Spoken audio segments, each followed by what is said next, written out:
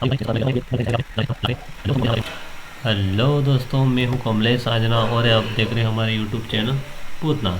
आज की वीडियो में हम बात करेंगे सामाजिक ज्ञान का मॉडल पेपर, जो कि पुराना जो पिछले साल का जो पेपर आया था वही है, उसी के आधार पर बना हुआ है। तो इस पूरे वीडियो को अच्छे से देखिए और सॉल्व करें।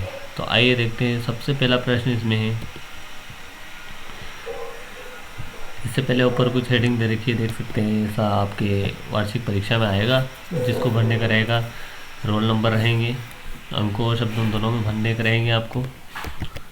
यहाँ पर अंकों में, यहाँ पर शब्दों में। इसके अलावा यहाँ पर आपकी शाला का नाम रह जाएगा, डाइस कोड है, परीक्षा केंद्र का नाम है, परीक्षा की दिनांक है और अंकों में कैसे बनने हो आपको यहाँ पर दिखाया गया है।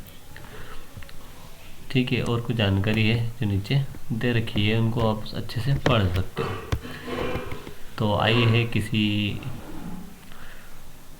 चलते हैं अपने वन मेन टॉपिक्स पेपर के ऊपर। तो अपना पहला प्रश्न है, भारतीय राष्ट्रीय अभिलेखकार कब मनाया गया था? तो 1910 के दशक में, 1920 दशक में, 1930 या 1940। तो इसका सही उत्तर है 1920 दशक में मनाया गया था। अगला है, राष्ट्रीय संग्रहालय एवं राष्ट्रीय अभिलेखागार स्थित है, कहाँ पर स्थित है? कोलकाता में है, चेन्नई में है, मुंबई या नई दिल्ली? तो इसका उत्तर है नई दिल्ली में अपना राष्ट्रीय अभिलेखागार स्थित है। अगला प्रश्न देखते हैं, कठपुतली एक होता है। तो कठपुतली क्या होता है? ये बहुत आसान है। खिलौना होता है, बर्तन होता है या हथियार के, इनमें से कोई नहीं। सिंपल सी चीज़ है, बहुत अच्छा प्रश्न है। इसका उत्तर आएगा खिलौना। अगला प्रश्न देखते हैं, ईस्ट इंडिया कंपनी की स्थापना कहाँ की गई थी? तो लंदन, पेरिस या रोम या इनमें से कोई नहीं। तो इसका आ जाएगा अपने लंदन में। तो ईस्ट इंडिया कंपनी का स्थापना लंदन में की गई थी। कौन सी पश्चिमी ताकत सबसे पहले भारत आई थी? सबसे पहले पश्चिमी ताकत कौन सी भारत आई? ब्रिटिश आई थी या स्पेनिश, पुर्तगाली या फ्रांसीसी? तो इसका आ जाएगा पुर्तगालीन। सबसे पहले भारत में आई थी वो पश्चिमी का पूछे तो पुर्तगाली लिखना है। अगला प्रश्न है, भारतीय राष्ट्रीय कांग्रेस के अधिकांश प्रारंभिक नेता इनमें से कहाँ के थे? मुंबई और दिल्ली, मुंबई और कोलकाता, मुंबई और मद्रास और दिल्ली या मद्रास? तो इसका आएगा मुंबई और कोलकाता।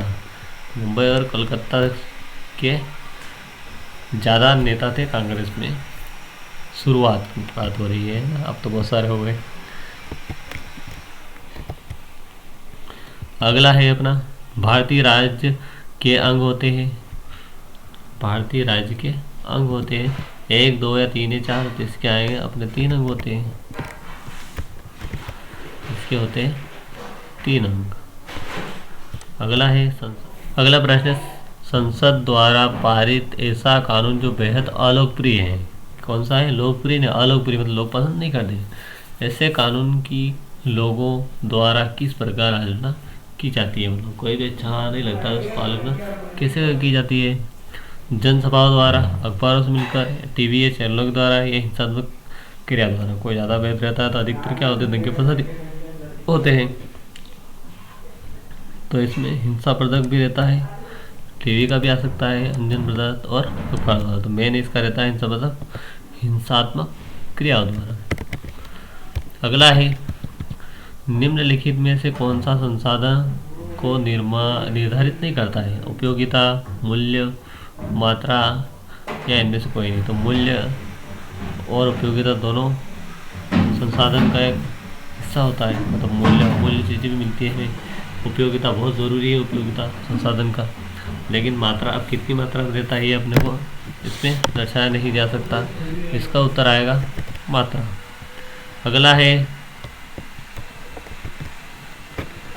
अगला प्रश्न देखते हैं, इनमें से कौन सा स्थान संघन बसे क्षेत्र में है? मरुस्थल क्षेत्र, नदी घाट, संघन वन क्षेत्र या पर्वतीय क्षेत्र? तो इसमें आ जाएगा नदी घाट।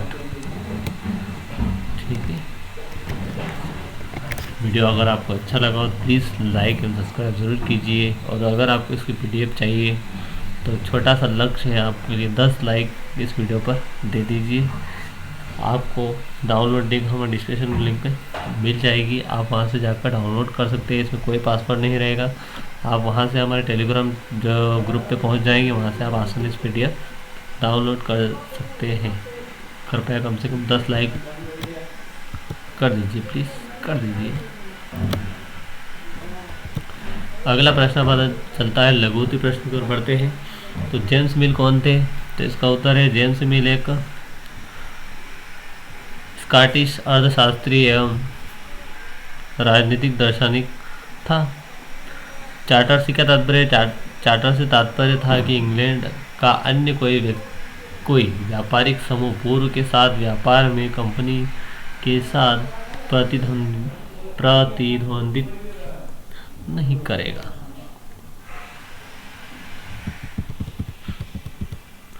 वन गांव की स्थापना क्यों की गई थी?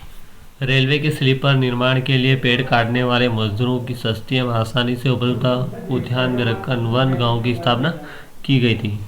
मुगल सम्राट विद्रोहियों का समर्थन करने के लिए क्यों तैयार थे? ठीक है, तो इसका उत्तर आप देख लेना, आप स्क्रीन पर आ रहा है, पढ़ लेना। अगला है वुड के डिस्पैच से आप क्या समझते हैं?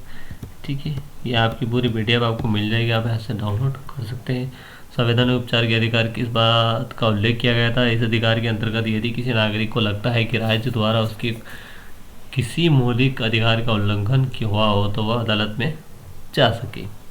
विपक्षी दल किसे कहते हैं? सांसद में बहुमत प्राप्त दल, गठबंधन दल का विरोध करने वाले सभी राजनीतिक दल विपक्षी दल कहलाते हैं। जैसे फिलहाल में हमारे विपक्ष में कांग्रेस है, ठीक है, समाजवादी है, बहुत सारे दल है जो क्या है विपक्ष में है, और पक्ष में है BJP, और इसके साथ ही बहुत सारे गठबंधन जुड़े हुए हैं।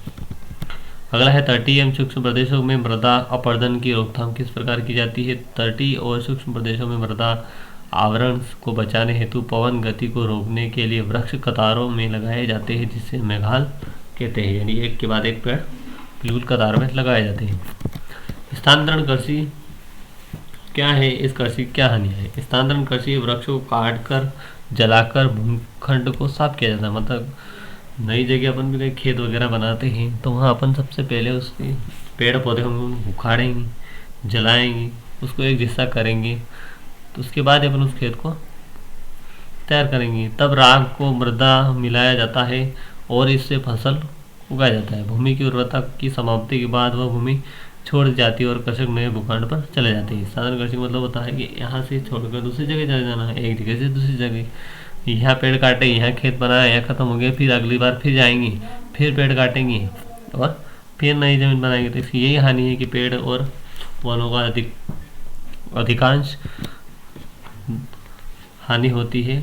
जो बहुत सारे पेड़ भी कटते हैं उसमें वायु प्रदूषण भी होता है, पेड़ वगैरह जलाते हैं। तो अगला प्रश्न है लोगों को एक संसाधन क्यों समझ जाता है? तो लोगों को संसाधन इसलिए माना जाता है क्योंकि वे अपनी आवश्यकताओं और योग्यताओं के द्वारा प्राकृतिक उपलब्ध वस्तुओं को संसाधन में परिवर्तन करते हैं। जैसे पेड़ से लकड़ी बनती है, लकड़ी रहती है, पेड़ की लकड़ी जो रहती है उससे बेड बनाने, खिलौने बनाने, बर्तन बनाने, है ना, बहुत सारी चीज़ें बनाते जाते हैं। तो उनको के द्वारा जो निर्मित होती है वस्तुएं वो कौन करता है? तो वो मानव करता है। ठीक है, मिट्टी के बर्तन बनाने हो गए, कार बनाने हो गए, है ना, ये सारी चीज़ें कौन बनाता है? मानव ही बनाता है। ठीक है, कुछ प्रश्न और नीचे दिए गए हैं, इनके उत्तर आपको डाउनलोड लिंक में जो PDF मिलेगी उसके साथ अटैच कर दिए जाएंगे। तो प्लीज़ वीडियो अच्छा लगा हो तो लाइक एंड सब्सक्राइब ज़रूर कीजिए और ज़्यादा से ज़्यादा शेयर कीजिए अपने RT वाले बच्चों के साथ। वीडियो अच्छा लगा तो लाइक कीजिए, सब्सक्राइब ज़रूर कीजिए, और आपको डाउनलोड लिंक चाहिए तो वहाँ डिस्क्रिप्शन में रह गई है। और किसी को कोई प्रॉब्लम हो तो कमेंट ज़रूर कीजिए। आशा करता हूँ वीडियो आपको अच्छा लगा होगा। जय हिंद, जय भारत।